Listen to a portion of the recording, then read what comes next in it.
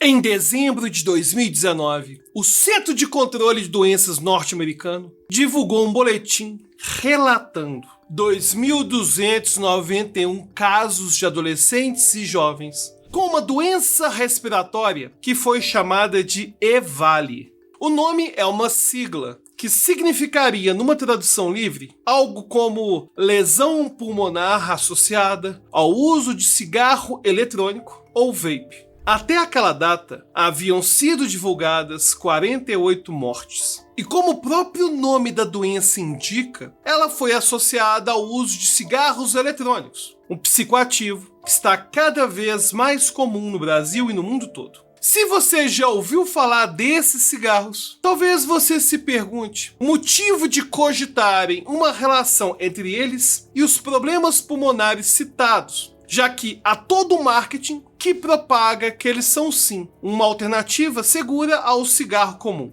E o objetivo do vídeo de hoje é justamente falar dos possíveis riscos do consumo dos cigarros eletrônicos e por que, por hora, eles não são substitutos saudáveis do cigarro.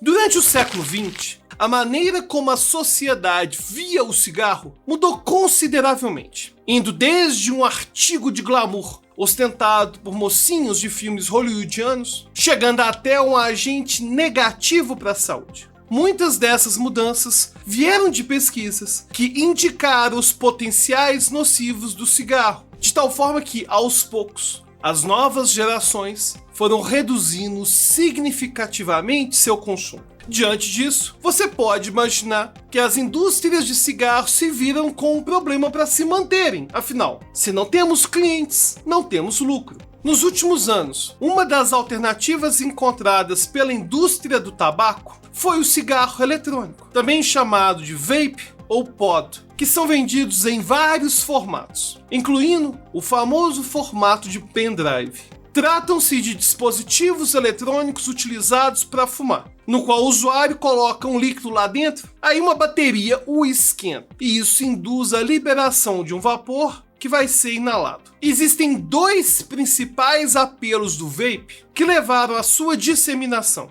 O primeiro é a ausência de algumas substâncias nocivas que compõem o cigarro comum, mas que não estão na versão eletrônica, como o alcatrão, amônia, o monóxido de carbono e alguns metais pesados. Uma vez que esses componentes não estão lá, alguns anunciantes se valem dessa informação para assegurar que o consumo não trará danos. Um outro apelo é que agora não há mais a liberação de uma fumaça que poderia ser incômoda tanto para o usuário quanto para as pessoas ao redor. Na verdade, ele se tornou mais atrativo porque trata-se apenas de um vapor inalado e que ainda pode ser saborizado, deixando muito mais agradável para o fumante e muito menos incômodo para quem está do seu lado. E isso é feito por meio de substâncias aromáticas que fornecem cheiros diferentes aos sabores, como menta, chocolate, canela, dentre muitos outros. O grande problema é que essa é mais uma forma de atrair o público mais jovem e de tornar o produto mais atrativo. Afinal, não parece que você está consumindo algo perigoso, se no final você está sentindo um cheirinho de morango.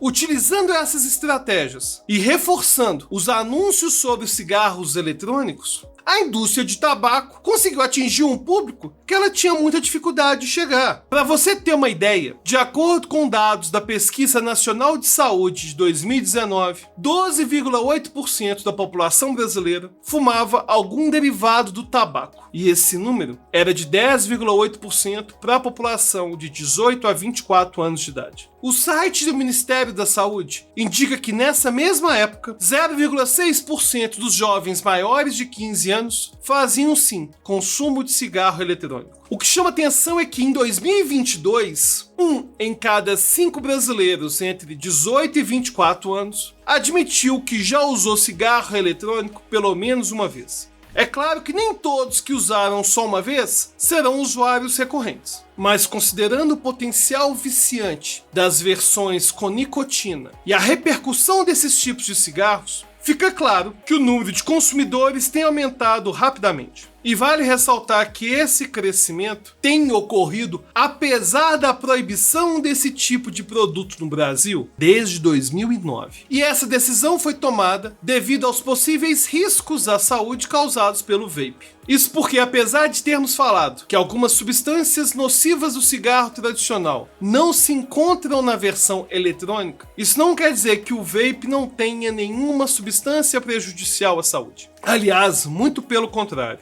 A começar pela nicotina. No cigarro eletrônico, a nicotina é tragada pela boca, vai para os pulmões, cai na corrente sanguínea e vai parar no cérebro. E sua ação provoca uma sensação momentânea de bem-estar. O consumo da nicotina causa dependência e pode chegar a ser tão viciante quanto a cocaína e a heroína. Além do vício, a nicotina pode aumentar a pressão arterial, os batimentos cardíacos, além de contribuir para o endurecimento das artérias. E isso sem falar que os especialistas do Centro de Controle de Doenças dos Estados Unidos já encontraram que o uso dessa substância por adolescentes pode também prejudicar o desenvolvimento do cérebro, além de trazer prejuízos para a memória, para o aprendizado e para a atenção. Ou seja, o risco do consumo de cigarros com nicotina continua sendo alto, mas agora há o agravante de estar novamente se popularizando entre os mais jovens devido ao vape.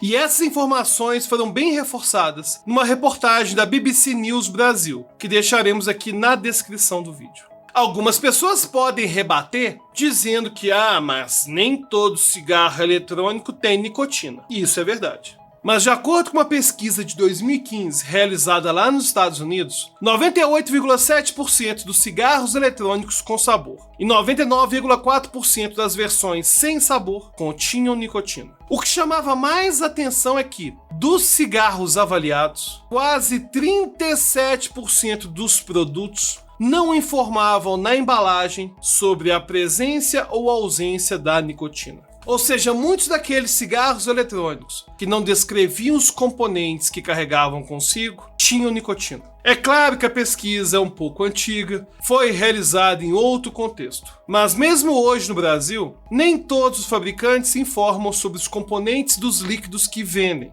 o que abre, é claro, brecha para acontecer a mesma coisa. Mas vamos supor que o indivíduo garantiu que está consumindo um produto sem nicotina. Seria esse, então, um indicativo de que o produto é seguro? E a resposta continua sendo não por dois motivos. O primeiro é que o líquido dos cigarros eletrônicos carrega um propileno glicol, que é uma substância que dilui e carrega a nicotina pelo nosso organismo. Existem alguns produtos por meio dos quais nós ingerimos esse composto, mas não houve estudos para saber o impacto da inalação dele. Alguns pesquisadores relatam ter receio quanto aos efeitos colaterais da absorção do propileno glicol na forma de vapor no longo prazo.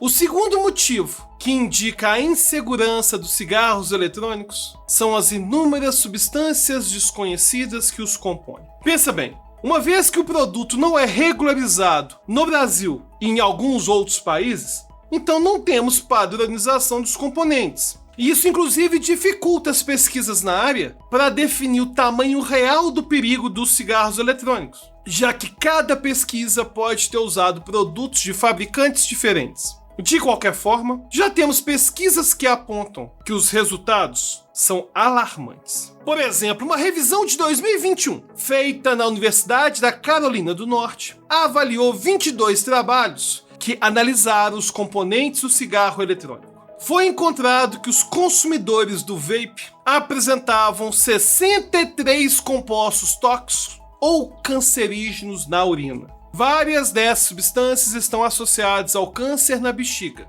o que quer dizer que, ainda que os efeitos a longo prazo sejam desconhecidos, eles são preocupantes. E lembrando que demos um exemplo só de uma revisão, podem existir muitos outros compostos potencialmente nocivos e que ainda não fazemos ideia que estão nesses produtos. Então vamos voltar a um dos argumentos principais que geralmente são usados a favor do cigarro eletrônico. A ideia de que ele seria um substituto seguro ao cigarro comum. Na verdade, tudo indica até agora que não há nenhum benefício para a saúde ao trocar um pelo outro. Por exemplo, o pneumologista Mauro Gomes diretor da Comissão de Infecções Respiratórias da Sociedade Paulista de Pneumologia e Tisiologia, já afirmou que essa imagem segura em relação ao cigarro eletrônico foi idealizada e propagada pela indústria tabagista. Mas todos os argumentos já foram rechaçados pela Sociedade Brasileira de Pneumologia em notas e manifestos públicos.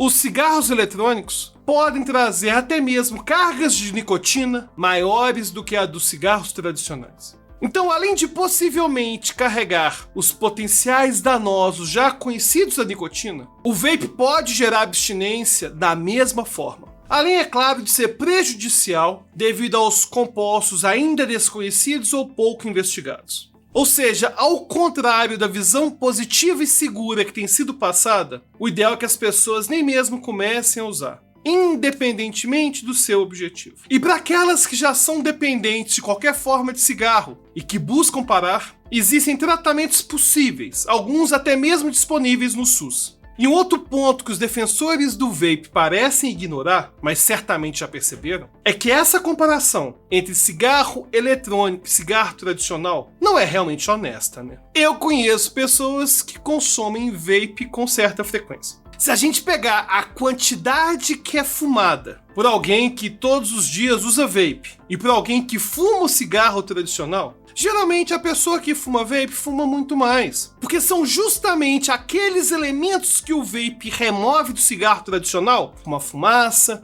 o gosto ruim, são justamente esses elementos que fazem muitas pessoas maneirar com o consumo do cigarro tradicional. No fim, a propaganda do cigarro eletrônico está apenas fazendo o fumante trocar um vício pelo outro. Além, é claro, de incentivar a entrada de jovens no consumo de tabaco. E o maior problema disso é jogar fora todo o esforço que foi feito nas últimas décadas para diminuir a quantidade de dependentes. E todo o esforço para alertar sobre os problemas de consumo de psicoativos. Aliás, muita gente não sabe, mas o Brasil é exemplo para o mundo todo em relação a campanhas anti-tabagismo. Cara, na Europa, você vê gente fumando todo lado, todo canto. Para você ter uma ideia, na Itália as tabacarias são tão importantes e tão utilizadas que tem um monte de serviço lá do governo que você vai fazer na tabacaria, de forma parecida com o que é feito nos Correios hoje aqui no Brasil. Então, se for para imitar algo da Europa, a gente podia imitar o Estado social, educação de boa qualidade,